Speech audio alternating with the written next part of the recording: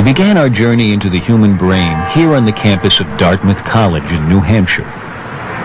I'd come to meet one of the world's leading brain scientists, Mike Gazzaniga, and a man he's worked with for over a decade. A man with two brains. You've been working a long time with Dr. Gazzaniga? 14 or 15 years. It doesn't seem like that long, does it? The collaboration began when Joe had surgery. And you had this procedure to correct an epileptic problem, Yes. is that right? Trying to stop the seizures. I was having seizures like every day or so, or sometimes 2 or 3 a day. To control Joe's epileptic seizures, a surgeon severed the connection between the two halves of his brain. Cutting the corpus callosum like this prevented the spread of the electric storms that caused his seizures. But it also prevented the left and right halves of his brain from communicating with each other. In the years since the operation, Joe's epilepsy has been under control. He now earns a living at an egg farm, and in his everyday life, he's largely unaffected by the fact that his left and his right brains work independently. Do you feel any different when you think about something than you did, any differently from the way you felt before the procedure? It's just got a backup brain, that's all. That's something everybody could use, right? I found out how true that was right away when I was asked to draw a different shape with each hand. In a brain like mine, roughly speaking normal, at least all in one piece, the left half of my brain controls the right side of my body, while the right brain controls the left side. Oh, no. But because the two halves are connected, Nothing wrong with that. getting each hand to work independently isn't easy. Well, we're seeing the fact that Alan's hemispheres are connected, and that the motor messages from one are confusing the motor messages in the other. I was just drawing an upside-down duck. Okay. But when Joe is given the same task, his two hands operate as if controlled by two separate brains. What's happening is that each half of Joe's brain is given a separate instruction. He's asked to fix his eyes on the cross in the center of the screen. Anything flashed to the right of the cross goes only to his left hemisphere. Things to the left go to his right hemisphere. Because the two don't communicate, each hand does only what its half of the brain sees. Wow, look at that. It's really like two different people doing the same. That's right. Same task. That's the idea. Okay, Joe, I want you to keep your hands out in front In of an you. experiment that's now a classic in brain research, Hemisphere. Mike Gazzaniga over 30 years ago used a similar setup to find out if the two halves of the brain are specialized to do different things. Ship. Joe is being flashed a word only to one half of his brain. Words flashed to the right Storm. are seen only by his left brain, and Joe can report seeing those words just fine. Piano. Good. But when a word is flashed to his right brain, Didn't see that. Okay. Joe, I'm going to ask you but now watch what happens. to draw that with your left hand.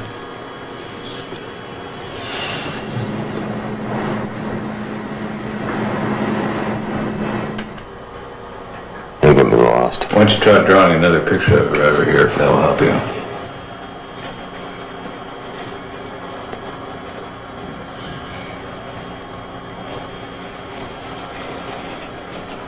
Oh, phone.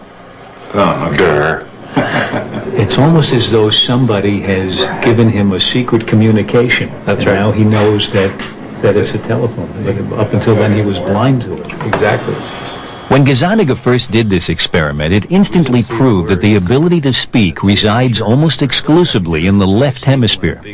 Not until he sees what his right brain is drawing is Joe able to name He it. said church, didn't he? After looking at the picture. But he had to figure it out about as long as we did. That's really interesting. It's a picture here of somebody communicating almost with another person. The communication is not occurring inside the head, it's occurring out on the piece of paper. Yeah. Blob. I don't know. You want to draw a little bit more? So far, Joe has been seeing only one word. Cat. That's a cat Things get sound. even stranger when he's flashed two words, each to only one half of his brain. The right hemisphere saw toad. Yeah. And so his left hand draws a toad. So there's the toad. Oh, it's a toad. And this time I was able to guess what was coming. Will we'll put a little three-legged stool in there later, or what? Joe's speaking left brain saw stool. Saying the word lets the hand that's controlled by his right brain in on the secret. That's great. That's really interesting. And if he had seen that with the corpus callosum intact, he would have drawn a toadstool. Right. Not a toad and a stool. Right, exactly the point. I've been doing this for 35 years. Yeah. And It gets me every time. Yeah, it must. It must. This time, instead of naming the word, I want you to point to the word. Again, Joe sees two words simultaneously. Bell goes to his non-speaking right brain. Music to his speaking left brain. When asked to point to a picture of what he saw, he chooses Bell. But when asked why, Okay, why'd you pick that one? Music. Music? and when asked to explain, There was music, bell, and it was a few minutes ago. Last time I heard any music was coming from the bells out here, banging away. So the bell's outside here. So it couldn't have answered to me. what's extraordinary is that Joe's speaking left brain concocts a plausible story of why he pointed to Bell, even when some of the other pictures more obviously represent music. Gazzaniga believes this determination to find cause and effect, this desire to explain, is the left hemisphere's most marvelous property. One of the unique things to the human brain is this need to interpret why two events occurred.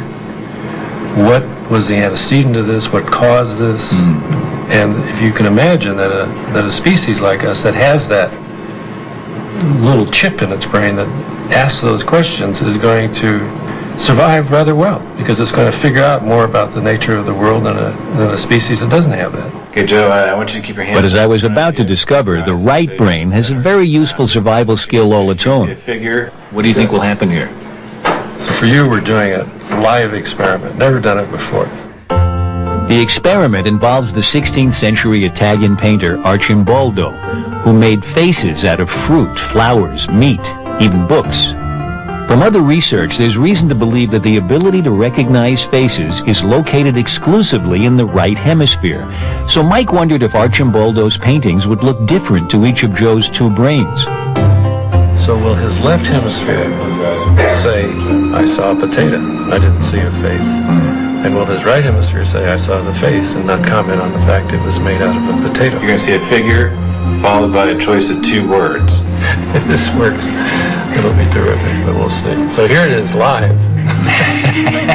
Okay? The first painting goes to the right hemisphere.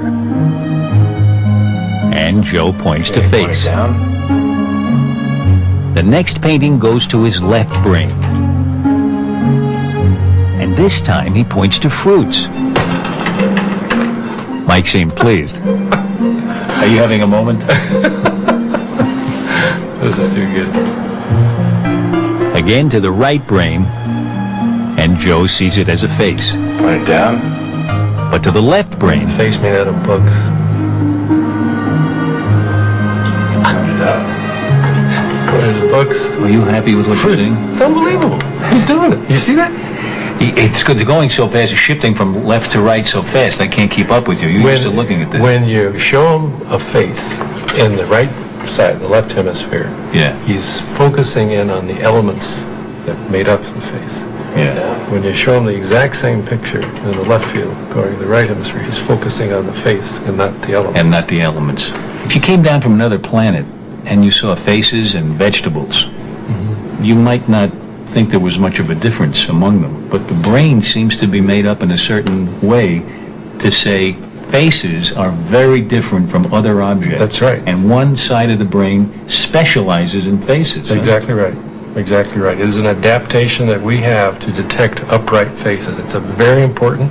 You can imagine in an evolutionary time that all of a sudden you have the ability to detect quickly an upright face. You want to read the expression on that face. You want to know if it's friend or foe. You want to have a set of questions about that face. The right brain might be skilled at recognizing faces.